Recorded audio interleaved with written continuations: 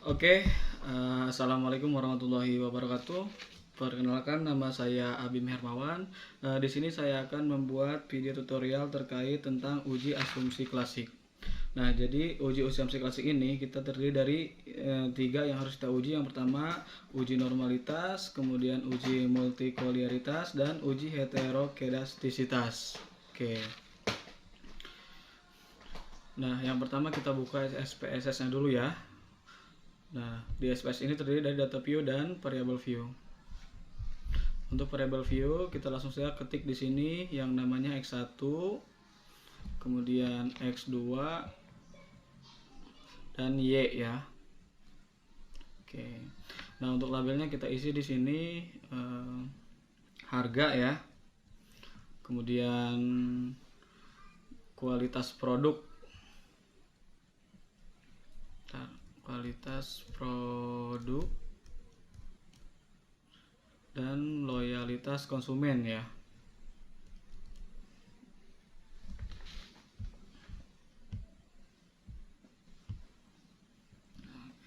Setelah itu kita ke Excel ya teman-teman. Nah, untuk ambil datanya setelah kita buat ya di Excel. Nah, di sini kita blok ya, datanya saja, hanya angkanya saja ya. Nah, blok sampai bawah. Oke, setelah itu kita copy, pindahkan ke SPSS ya teman-teman. Oke, nah kita pindahkan di data view ya. Kita klik di sini, paste ya. Oke, nah datanya sudah muncul ya teman-teman. Nah, setelah itu kita ke analyze, kemudian ke regression ya.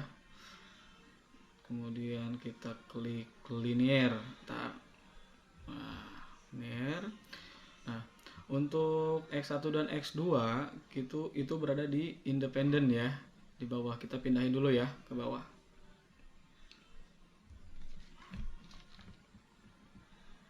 Dan untuk loyalitas konsumen kita pindahkan ke atas, dependent. Nah, setelah itu kita ke klik statistik.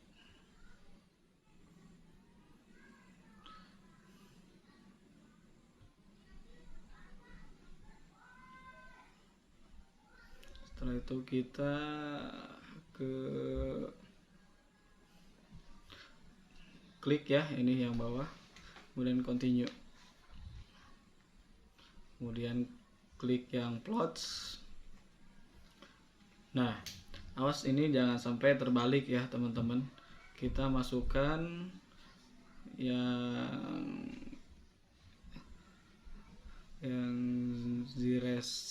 Zivered ya, Zivered ke X, kemudian yang seresidnya ke Y ya, kita pindahkan ke Y. Nah, oke.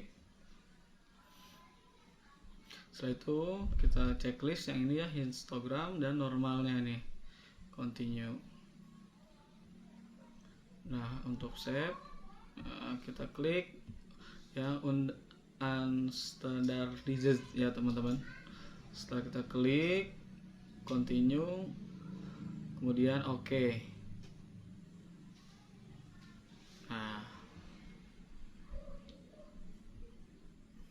Nah, ini datanya sudah muncul ya teman-teman, hasilnya sudah muncul. Oke. Nah, inilah hasil output yang akan kita interpretasikan ya. Oke.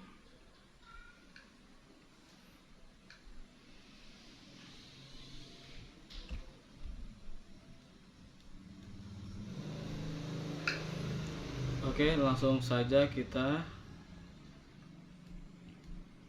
sebentar ya, teman-teman. Di sini saya akan membahas terkait uji asumsi klasik. Uji asumsi klasik ini ada 3, jadi uji normalitas, kemudian uji multikoliaritas, dan uji heteroskedastisitas ya.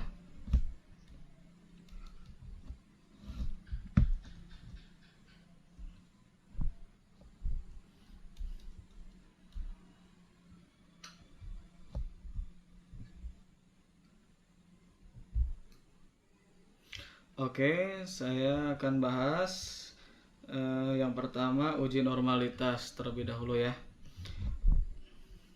Jadi eh, uji normalitas itu dikatakan normal ya apabila nilai tingkat signifikasinya lebih besar dari 0,05 ya gitu teman-teman. Begitu juga sebaliknya ya.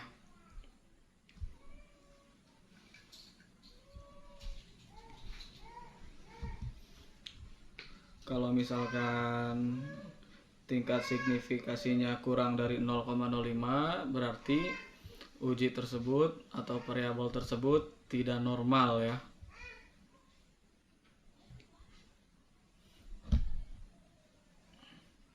Nah, di uji normalitas itu kita bisa uji berdasarkan dari histogram, kemudian p-plotnya, sama apa ya satu lagi,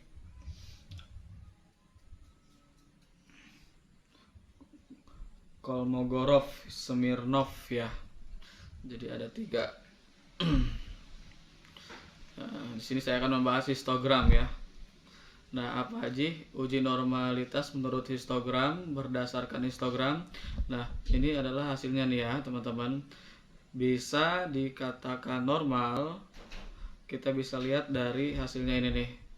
Apabila berbentuk gunung seperti ini, ya, itu bisa dikatakan normal ya, teman-teman. Tapi kita juga tidak bisa berasumsi sendiri bahwa ini adalah normal. Kita punya data, kita harus punya bukti ya teman-teman. Jadi yang kedua ada p-plot ya, bisa kita lihat berdasarkan ini teman-teman. Normal pivot of regression standar ya, residual. Bisa dikatakan normal apabila titik-titik yang ini ya teman-teman itu mengikuti garis diagonalnya. Nah, ini kan mengikuti ya teman-teman. Jadi kalau misal mengikuti seperti ini bisa dikatakan normal. Oke.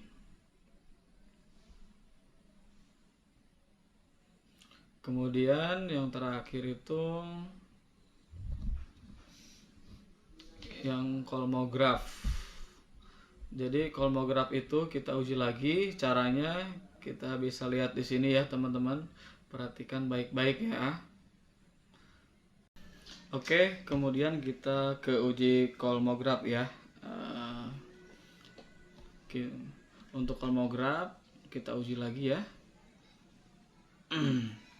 Kita klik analyze, kemudian ke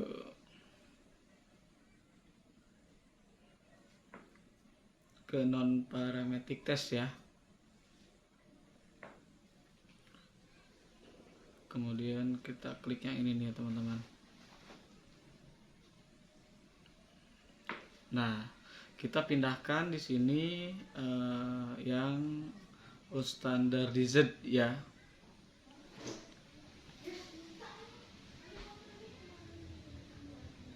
Oke, setelah kita pindahkan, klik OK ya. Nah, ini sudah muncul ya teman. Nah, ini adalah uji kolmograf Smirnov testnya. Nah, ngelihatnya di mana untuk menentukan dia lebih besar dari 0,05-nya. Nah, jadi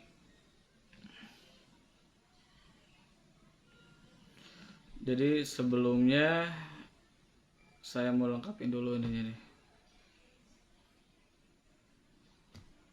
Jadi tingkat signifikannya itu dia lebih besar dari 0,05 atau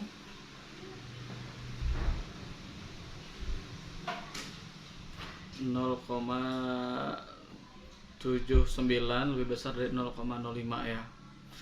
Berarti dapat dikatakan bahwa variabel-variabel tersebut itu normal ya teman-teman. Jadi seperti itu ya teman-teman.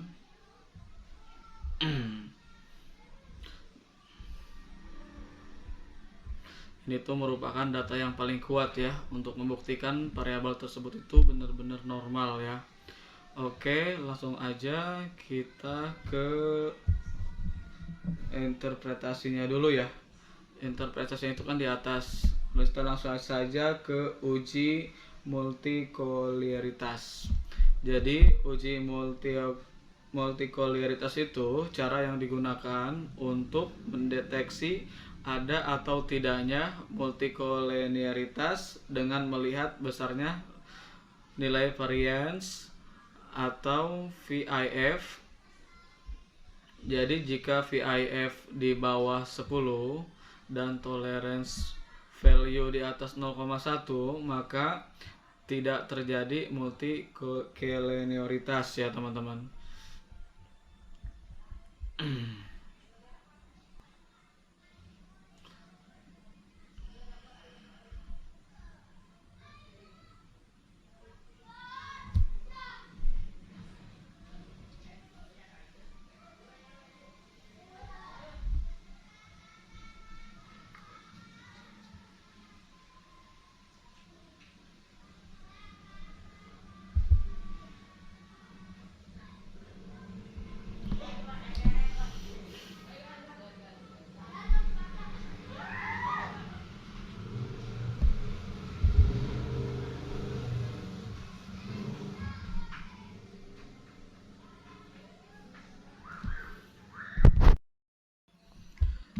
Oke, maka data tersebut terjadi multikoliaritas ya.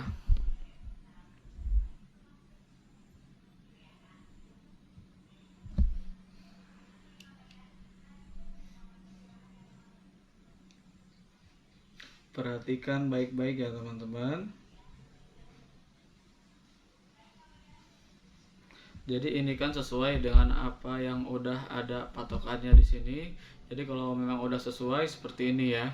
Jadi variabel-variabel ini berarti tidak terjadi multikoliaritas. Kita lanjut ke uji heteroskedastisitas ya teman-teman. Jadi uji ini itu apa ya?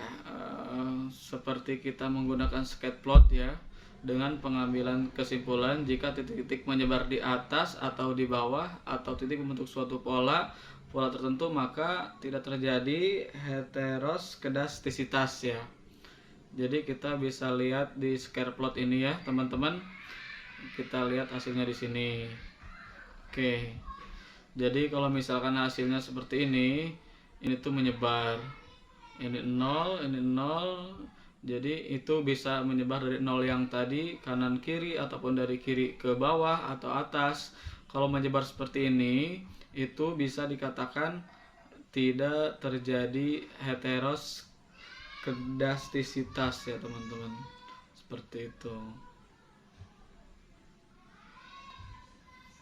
Oke. Ini untuk uji asumsi klasik ya teman-teman. Mungkin itu saja yang bisa saya sampaikan, semoga bermanfaat. Wassalamualaikum warahmatullahi wabarakatuh.